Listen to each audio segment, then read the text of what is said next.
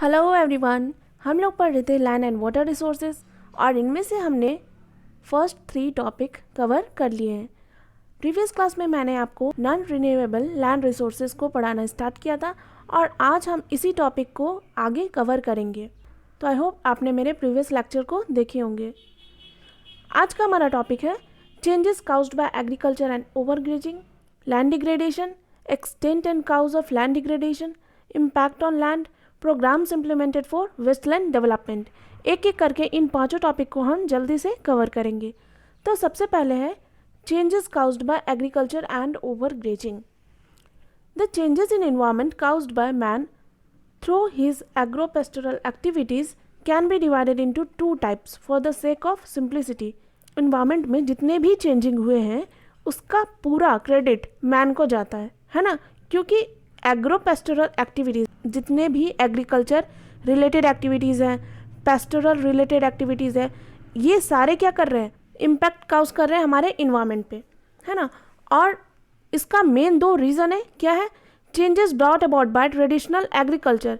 Traditional agriculture यानी कि पुराने ज़माने में जो एग्रीकल्चर हुआ करते थे उसके वजह से कुछ चेंजिंग आए हैं। और फिर है changes brought about by modern agriculture, और कुछ मॉडर्न एग्रीकल्चर की वजह से भी चेंजिंग आए हैं। क्या क्या चेंजिंग आए हैं? तो सबसे पहला है कि जो ट्रेडिशनल एग्रीकल्चर है ये क्या किया है, loss of soil structure, soil erosion और डिफॉरेस्टेशन। ट्रेडिशनल एग्रीकल्चर से क्या हुआ है, ये 3 काउज हुआ है, ठीक है। और जो हमारा मॉडर्न एग्रीकल्चर है ये सैलिनेशन और वाटर लॉगिंग, ये सारे के लिए रिस्पॉन्सिबल है। तो ऐसे भी जितने भी मॉडर्न एग्रीकल्चर हो रहे हैं उसमें क्या होता है कि हम लोग एक्सेसिव वे में फर्टिलाइज़र का यूज़ करते हैं, तो उससे क्या होता है, जितने भी वाटर बॉडीज़ है उसमें यूट्रोफिकेशन हो जाता है, सॉइल में माइक्रो न्यूट्रिएंट्स का डिप्लेशन हो जाता है। तो ये सारे चीज़ प्रॉब्लम क्रिएट कर रहे हैं। और फिर मॉडर्न एग्रीकल्चर में क्या होता है, इरिगेशन एक्सेसिव वे में होता है, तो उससे 2 प्रॉब्लम होता है। सबसे पहला होता है वाटर लॉगिंग हो जाते हैं ये वाले, और दूसरा होता है सैलिनेशन, यानी कि वाटर में क्या होते हैं, सॉल्ट की क्वांटिटी बढ़ जाती है, तो ये एक प्रॉब्लम है। उसके बाद है ओवरग्रेजिंग क्या है, exploit the land resources for maximum live stock production. Overgrazing का मतलब क्या हुआ, हमारा कंट्री क्या है, पूरा एग्रीकल्चर ओरिएंटेड है, तो इसमें क्या होते हैं, ज़्यादा लोग क्या कर रहे होते हैं, डोमेस्टिकेशन करते हैं, एग्रीकल्चर पर डिपेंड होते हैं। तो उससे क्या होता है, वो लोग अपने एनिमल्स को ऐसे ही फील्ड में खुला छोड़ देते हैं, तो उससे क्या होता है, ओवरग्रेजिंग, है ना। और ये क्या है, एक काउज है हमारे इन्वायरमेंट के लिए, है ना। फिर है next land degradation. Land degradation क्या होता है, it refers to the process of deterioration in the quality of land. Land की क्वालिटी में जो डिटेरियोरेशन होता है यानी कि उसकी क्वालिटी जो खराब हो जाती है उसी को हम लैंड डिग्रेडेशन कहते हैं, ठीक है। A reduction in the capacity of the soil to produce in terms of quality, quantity, goods and services, यानी कि उस लैंड में जो सॉइल है उसकी कैपेसिटी को क्या कर देना, रिड्यूस कर देना। रिड्यूस किस टर्म में, उसकी क्वालिटी के टर्म में, उसकी क्वांटिटी के टर्म में, या उसके गुड्स और सर्विस जो वो प्रोवाइड कर रहे थे। तो इन तीनों को मिला के क्या हो जा रहा है, लैंड डिग्रेडेशन काउज हो रहा है। यानी कि उसमें अच्छी क्वालिटी में कुछ एग्रीकल्चर नहीं हो पाएगा, अच्छा क्वांटिटी प्रोड्यूस नहीं हो पाएगा, और वो लैंड इतना डिटेरियोरेट हो गया है कि उससे अच्छा खासा गुड्स और सर्विस भी प्रोड्यूस नहीं कर पाएंगे। तो ये क्या हो रहा है, इफेक्ट कर रहा है। अब क्या क्या कारण हो सकता है लैंड डिग्रेडेशन के लिए? तो सबसे पहला मेजर कारण जो है वो क्या है, डिफॉरेस्टेशन, है ना। हम क्या कर रहे हैं, पेड़ को काट रहे हैं, तो ये एक मेजर रोल प्ले कर रहा है लैंड डिग्रेडेशन में। दूसरा है farming, damming of rivers, industrialization, mining, या फिर कुछ डेवलपमेंटल वर्क्स होते हैं जैसे कि ह्यूमन सेटलमेंट के लिए कुछ वर्क्स, रोड और हाईवेज बनाना, ट्रांसपोर्टेशन, कम्युनिकेशन के लिए अलग अलग तरीके से इंफ्रास्ट्रक्चर तैयार करना। तो वो क्या कर रहा होता है, लैंड को डिटेरियोरेट कर रहा होता है। इससे क्या होती है, लैंड की क्वालिटी खराब होती है, उसका गुड्स और सर्विस प्रोवाइड करने का कैपेसिटी जो होता है वो क्या होता है, रिड्यूस हो जाता है। कुछ नेचुरल डिजास्टर भी होते हैं जैसे कि ड्राउट, फ्लड, लैंडस्लाइड, अर्थक्वेक, ये भी कंट्रीब्यूट करते हैं लैंड डिग्रेडेशन में, क्योंकि उस वक्त क्या होता है, लैंड में बहुत सारे चेंजेस होते हैं और वो क्या करता है, लैंड को डिटेरियोरेट करता है। इसीलिए ये भी एक बड़ा रीज़न है लैंड डिग्रेडेशन का। उसके बाद नेक्स्ट है extent and cause of land degradation. Land degradation का क्या काउज हो सकता है? तो सबसे पहले देखो एक्सटेंट ऑफ डिग्रेडेशन, यानी कि किस एक्सटेंट तक में ये लैंड कैपेसिटी डिटेरियोरेट हुआ है। तो सबसे पहले 580 मिलियन हेक्टेयर, 580 मिलियन हेक्टेयर क्या काउज कर रहा है, डिफॉरेस्टेशन, है ना। तो डिफॉरेस्टेशन से क्या हो रहा है, वास्ट रिजर्व ऑफ फॉरेस्ट जो है वो क्या हो रहा है, डिग्रेड हो रहा है, क्योंकि उसे क्लियर किया जा रहा है फार्म के लिए, अर्बन यूज़ के लिए, इंडस्ट्री के लिए या कोई भी अदर पर्पस के लिए। तो ये डिस्ट्रॉय कर रहे हैं सारे फॉरेस्ट को। मेनली क्या हो रहा है, फूड प्रोडक्शन कमेगा, है ना। पूरी तरह अगर ट्री ही नहीं रहा तो फिर क्या ही रहेगा। तो आई होप समझ गए होंगे डिफॉरेस्टेशन। फिर नेक्स्ट है 680 मिलियन हेक्टेयर में क्या हो रहा है, ओवर ग्रेजिंग। अब ये क्या हो रहा है, अबाउट 20% जो वर्ल्ड पैस्चर है यानी कि एनिमल, वो डैमेज कर रहे हैं इतने मिलियन हेक्टेयर लैंड को। और बुक में लिखा हुआ है कि रिसेंट लॉस जो है इस ओवर ग्रेजिंग का, ये हमें देखने को मिला है अफ्रीका और एशिया में, ठीक है। और इंडिया भी एशिया का पार्ट है, और हमें पता है कि ओवर ग्रेजिंग हमारे इंडिया में भी बहुत ज़्यादा होते हैं। फिर है 137 मिलियन हेक्टेयर, ये जो हो रहा है फ्यूल वुड कंजप्शन, बहुत सारे millions of fuel wood harvest हो रहे हैं एनुअली प्लांटेशन से, फॉर्मरेस्ट से। वर्ल्ड के बहुत सारे फ्यूल वुड क्या हो रहे हैं, हार्वेस्ट हो रहे हैं एनुअली प्लांटेशन से, और इसका कंजप्शन हो रहा है इतने मिलियन हेक्टेयर लैंड में। फिर नेक्स्ट है 550 मिलियन हेक्टेयर, ये क्या हो रहा है, एग्रीकल्चरल मिसमैनेजमेंट में काउज हो रहा है। कैसे, ये क्या कर रहे हैं, सॉइल को लॉस कर रहे हैं ड्यू टू वाटर एरोजन, है ना। और भी ये बहुत सारे चीज़ में प्रमोट कर रहे हैं, लाइक सॉइल में सैलिनिटी बढ़ना, water logging, chemical degradation, desertification. Desertification मतलब क्या हुआ, वो जो जितनी भी ज़मीन है वो क्या होगी, बंजर हो गई, वहाँ पे फर्टिलिटी बची ही नहीं, इसीलिए उसे यूज़ किया जाता है डेजर्टिफिकेशन, यानी कि वहाँ पे कोई भी प्लांट ग्रोथ नहीं हो सकता। ओके। फिर है 19.5 मिलियन हेक्टेयर, इसका यूज़ हो रहा है इंडस्ट्रियलाइजेशन एंड अर्बनाइजेशन में। अर्बन ग्रोथ बढ़ रहा है, पॉपुलेशन बढ़ रहा है, रोड का कंस्ट्रक्शन हो रहा है, माइनिंग, इंडस्ट्री, ये सब मेजर फैक्टर है क्या चीज़ के लिए, लैंड डिग्रेडेशन के लिए, डिफरेंट रीजन्स में। तो जितने भी वैल्यूएबल एग्रीकल्चरल लैंड है वो सारे क्या हो रहे हैं, लॉस्ट हो रहे हैं, और क्या काउज कर रहे हैं, लैंड डिग्रेडेशन। ओके। उसके बाद नेक्स्ट है कि लैंड पे क्या इम्पैक्ट पड़ता है।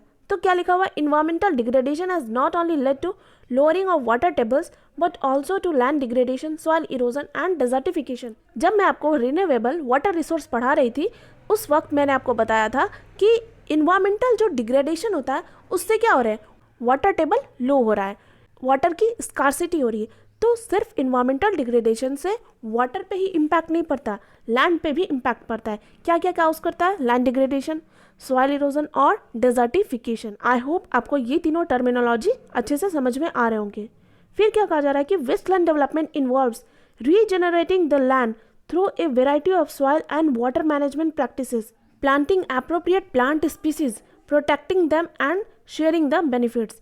ये जो वेस्टलैंड डेवलपमेंट है ये क्या इन्वॉल्व करता है, रीजनरेटिंग द लैंड। वेस्टलैंड का मतलब क्या हुआ कि जो लैंड जिस पे कोई काम नहीं हो रहा है, उसका कोई एग्रीकल्चर पर्पस के लिए यूज नहीं हो रहा, या फिर वो वेस्ट पड़ा हुआ है, उसका कोई काम नहीं है, तो वैसे लैंड को क्या करना है, डेवलप करना है। इसी को वेस्टलैंड डेवलपमेंट कहा जाता है। इसमें क्या क्या इन्वॉल्व होता है, रीजनरेटिंग द लैंड, यानी कि वो लैंड जो था उसका कुछ यूज़ करना, उसको रीजनरेट करना। कैसे रीजनरेट कर सकते, through a variety of soil and water management, कुछ सॉइल या वाटर मैनेजमेंट प्रैक्टिस करके, यानी कि अगर उसकी फर्टिलिटी लॉस हो चुकी है तो उसमें हम कुछ ऐड करेंगे, कुछ मैनेज करके उसे अच्छा यूजेबल बनाना। ओके।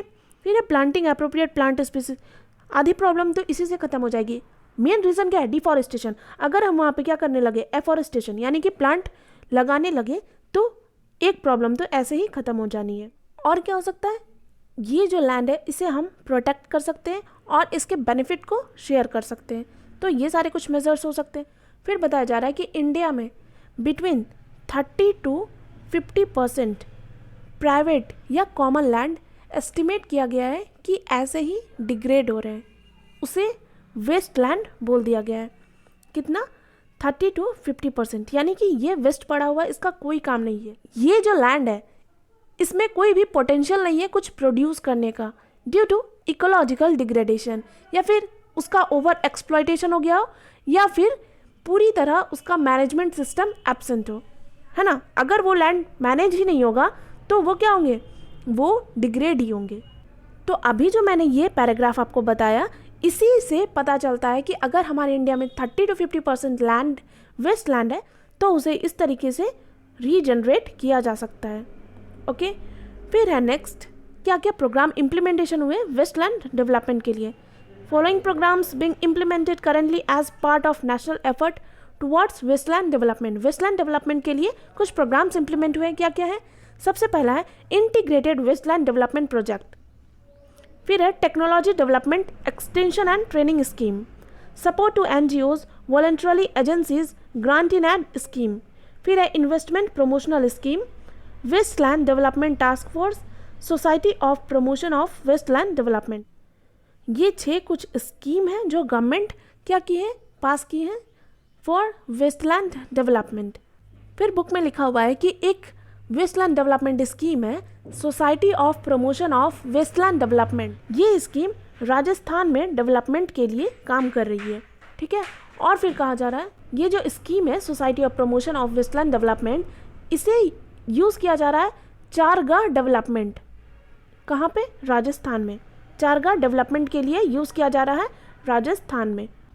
चारगाह जो है ये एक कॉमन लैंड होता है जिसे अलॉट किया जाता है कैटल ग्रेजिंग के लिए। कोई भी विलेज में अगर गाय या फिर कुछ भी कैटल रहते हैं उसे ग्रेज करने के लिए एक कॉमन लैंड जो अलॉट किया जाता है उसी को चारगाह कहा जाता है, ठीक है। इसी को मैनेज करने के लिए ये वाले स्कीम बनाए गए हैं राजस्थान में। ओके, तो ये एक बहुत इंपॉर्टेंट क्वेश्चन निकल के आ सकता है इससे, ठीक है।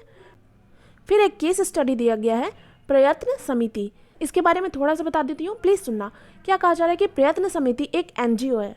ये इन्वॉल्व है regenerating forest land and panchayat land. जितने भी फॉरेस्ट लैंड है और पंचायत लैंड है विलेज में, उसे रीजनरेट करने के लिए, है ना। वेस्ट लैंड पड़ा हुआ है, उसे रीजनरेट करना है। ये जो एनजीओ है ये कहाँ काम कर रहा है, गिरवा ब्लॉक। कहाँ पे, गिरवा ब्लॉक। ये मेनली कहाँ प्रेजेंट है, उदयपुर डिस्ट्रिक्ट, राजस्थान, ठीक है। इसका भी वर्क जो है चारगाह प्रोटेक्शन। चारगाह क्या है, अभी मैंने बताया। ये क्या करते हैं, कंस्ट्रक्ट करते हैं कैटल प्रूफ ट्रेंचेस या स्टोन वॉल, ठीक है, एक कॉमन लैंड में। और फिर एक अप्रोप्रिएट सॉइल और वाटर कंजर्वेशन मेजर्स और प्लांटेशन किए जाते हैं। और फिर इस प्लांटेशन से जो ग्रास प्रोड्यूस होते हैं उसका मार्केट वैल्यू निकाला गया है 32.5 लाख। कितना, 32.5 लाख। तो ये एक बहुत ही अच्छा मेजर है लैंड को रीजनरेट करने का। इससे क्या हो रहा है, कैटल भी मैनेज हो रहा है और फिर वो लैंड की भी कुछ एक वैल्यू आ गई, गुड्स और सर्विस प्रोड्यूस कर रहे हैं। और ये बहुत बहुत तरीके से इम्पैक्ट कर रहे हैं, लाइक सॉइल इरोजन को कम कर रहे हैं, लोकल स्पीसीज के लिए रीजनरेशन, लैंड का रीजनरेशन हो रहा है। तो ये बहुत अच्छा एफर्ट है, ठीक है। इसके बाद एक और केस स्टडी दिया गया है हनुमान वन विकास समिति, ठीक है। अभी जो मैंने केस स्टडी के बारे में बात किया, ये जो हनुमान वन विकास समिति है ये society for promotion of wasteland development के साथ मिल के काम करती है उदयपुर डिस्ट्रिक्ट में, ठीक है। इसके बारे में कुछ कुछ पॉइंट दिए गए हैं। मैं उम्मीद करूंगी कि ये आप खुद से पढ़ लोगे। अगर कोई डाउट बचता है तो आप मुझसे पूछ सकते हो। तो आज के लिए बस इतना ही छोड़ती हूँ। नेक्स्ट क्लास में मैं आपको सॉइल पे क्या इम्पैक्ट पड़ता है, उसे कैसे मैनेज किया जाता है, और फिर सॉइल इरोजन क्या है, सॉइल इरोजन को कैसे कंट्रोल किया जाता है, इन सभी के बारे में बताऊंगी। और ट्राई करूंगी कि पक्का ये चैप्टर खत्म हो जाए। फिर हम नेक्स्ट चैप्टर में मूव करेंगे और अच्छे से पढ़ेंगे। आई होप आपको लेक्चर समझ में आए होंगे। तो फिर मिलते हैं नेक्स्ट सेशन में। Thank you so much, have a good day.